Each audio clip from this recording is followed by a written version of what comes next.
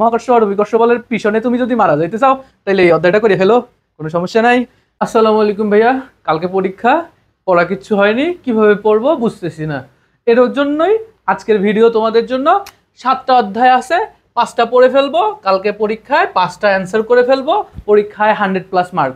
নয়ন ভাই একটু আগে বলছিল আর কি যে একটা সাজেশন ক্লাস দাও যেটা বলবে যে না পড়েই কিভাবে 100+ মার্ক নিয়ে আসা যায়। তো তারই একটা সাজেশন দিচ্ছি কিভাবে না পড়েই 100+ মার্ক নিয়ে আসা যায়। দেখো, ভেক্টর থেকে অবশ্যই কি আসবে ভাইয়া, অবশ্যই আসবে নৌকা কিভাবে চলে, গুলি কিভাবে বের হয়, আর যদি পেঁচায় ভাইয়া মাফ পারবা না। তারপর নিউটনীয় বলবিদ্যা, নিউটনীয় বলবিদ্যা আসবে কি ভাইয়া, ব্যাংকিং, রাস্তা কিভাবে বাঁকা হয়, কিভাবে কি চলে, সবকিছু আসবে। কাজ শক্তি ও ক্ষমতা, কাজ শক্তি ও ক্ষমতা খুবই সহজ অধ্যায় যদি স্প্রিংটা না টানা পড়ে।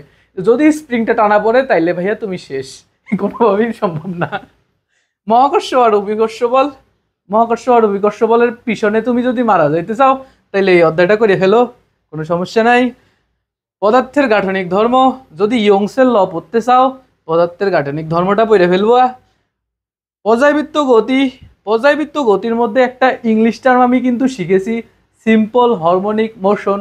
তার মানে কি সরল, তারপরে কি ভুলে গেছি, যাক কিছু একটা হবে, সিম্পল হারমোনিক মোশন, ইংরেজিতে ভার্সিটিতে শিখেছিলাম।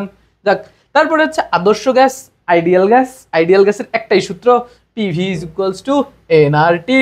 এনআরটি হলেই সূত্র ক্লিয়ার। এভাবেই যদি পড়ো তুমি তাহলেই কিন্তু তুমি 50+ মার্ক, না সরি 50+ পাবা না, 50 মার্ক পাবা, বুঝছো? ভাইয়ার মতন আবার বইলো না যে 100+ মার্ক পাওয়া সম্ভব। পরীক্ষা হচ্ছে 100 মার্কের, তুমি অবশ্যই 95+ মার্ক পাবা যদি তুমি 7টা অধ্যায়ের 7টা অধ্যায়ই করো এবং ডিটেলসে পড়ো।